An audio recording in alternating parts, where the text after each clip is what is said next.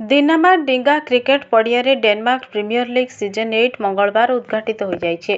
पूर्णचंद्र माझी जोगदे टूर्नामेंट को नड़िया फटाई उद्घाटन करने सह क्रिकेट खेल द्वारा जड़े मनीष मानसिक और शारीरिक सुस्थ रही थाए बोली कहिथिले। 10 ओभर विशिष्ट ଏହି टूर्नामेंट रे मोट 8टी टीम भाग नेथिबा बेले प्रथम मैच हरिसभा वारियर्स बनाम एसक्यू फाइटर मध्य अनुष्ठित होइतिला।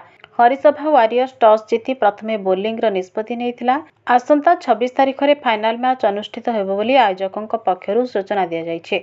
अमित माझी, सुमित रणा, मनोज माझी, कार्तिक माझी, रजत कुमार माझी, महेश्वर माझी प्रमुख सक्रिय सहयोग करथिले।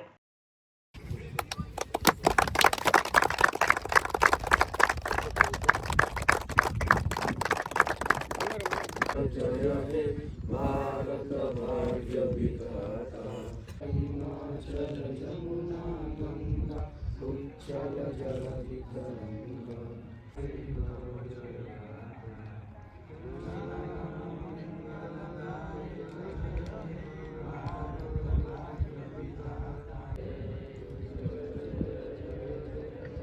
भारत माता की जय।